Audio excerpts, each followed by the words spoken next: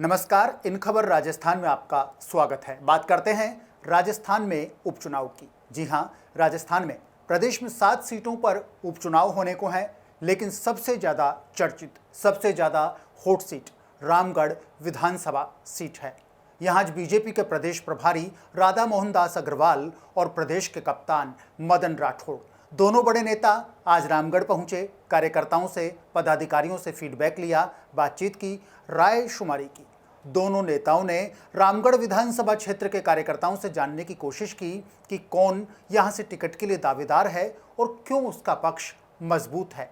कई घंटे चली बैठक में एक एक करके कार्यकर्ताओं से, वहां के स्थानीय जो पदाधिकारी हैं उनसे इन दोनों बड़े नेताओं ने, राधा मोहन दास अग्रवाल ने और बीजेपी के प्रदेशाध्यक्ष मदन राठौड़ ने बातचीत की, जाना कि किसका क्या क्लेम है टिकट के लिए।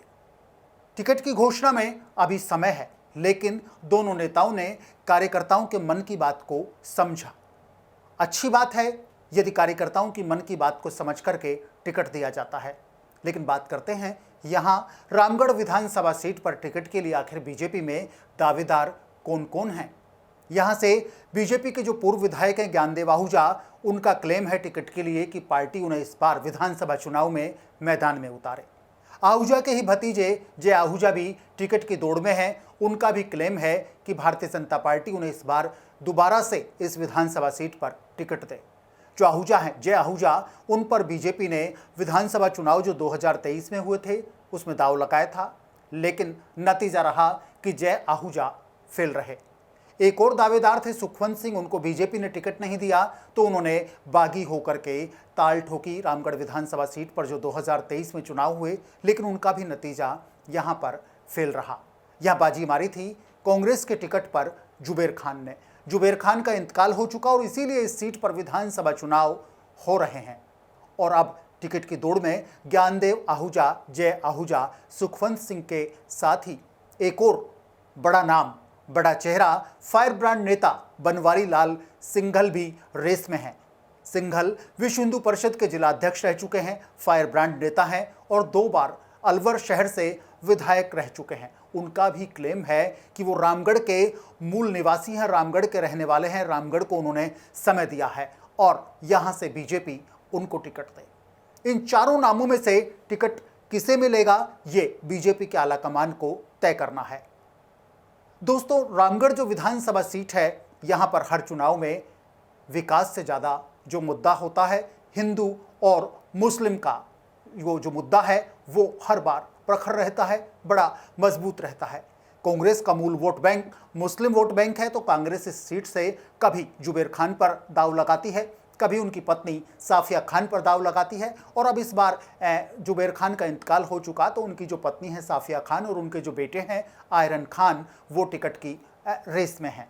लेकिन यहाँ पर जो ज़्यादा माथापच्ची है, वो सबसे ज़्यादा माथापच्ची यहाँ पर टिकट के लिए कांग्रेस को नहीं करनी बल्कि बीजेपी को करनी है, क्योंकि बीजेपी में स्थिति यह है कि एक अनार और 100 बीमार। बीजेपी में नाम ज़्यादा हैं, दावेदार ज़्यादा हैं। आला कमान को कार्यकर्ताओं की भावना को समझना होगा, हर क्लेम को, टिकट के हर दावे को मंथन करना होगा, पूरा स्टडी करनी होगी और जो परिणाम है उनका आकलन करना होगा। बीजेपी को यहाँ पर जो जातिगत फैक्टर हैं उनका भी यहाँ ध्यान रखना होगा।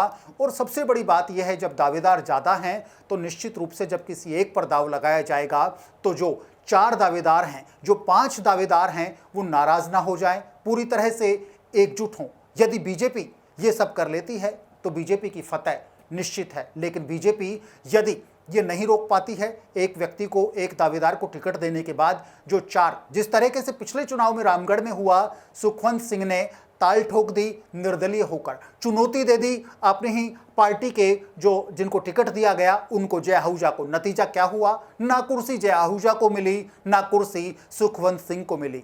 कुर्सी पर काबिज हुई कांग्रेस, जुबेर खान विधायक चुने गए थे। यदि बीजेपी अब भी ये गलती करती है तो बीजेपी को जो नुकसान होगा उसकी बीजेपी को अब ही उस नुकसान के बारे में समझ लेना चाहिए कि ये सीट बीजेपी के हाथ से निकल जाएगी। लेकिन यदि बीजेपी के जो बड़े नेता हैं उन्होंने बिल्कुल यदि कार्यकर्ताओं की मूल भावना को समझा, फैक्टर को समझा और यहाँ के मुद्दों को समझते हुए यहाँ की जनता क्या चाहती है। यदि उस चीज़ को ढंग से दामोदर दास अग्रवाल ने समझ लिया, यदि उस चीज़ को ढंग से बीजेपी के प्रदेश कप्तान मदन राठौड़ ने समझ लिया, तो निश्चित रूप से बीजेपी यहाँ पर एक सकारात्मक नतीजा बीजेपी को देखने को मिलेगा। नहीं तो वही होगा जो पिछली बार विधानसभा चुनाव 2023 में हुआ था। सिर्फ फुटअव्वल के कारण, आपसी गुटबंदी के कारण बाजी यहां पर कांग्रेस ने मारी थी।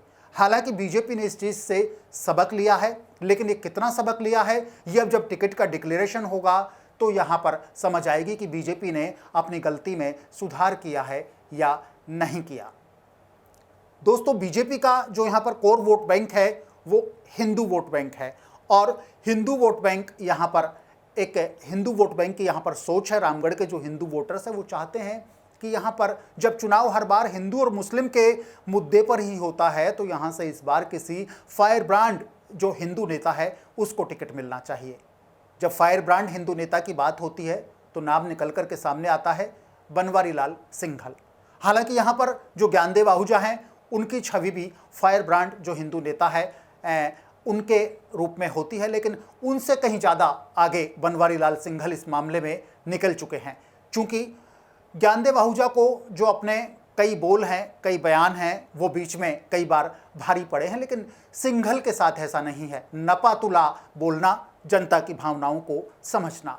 तो कुल मिलाकर बीजेपी को आकलन करना होगा, बिल्कुल कार्यकर्ताओं का मन समझना होगा और फिर जाकर के कहीं टिकट का डिक्लेरेशन करना होगा। कांग्रेस का मामला बिल्कुल सेट है।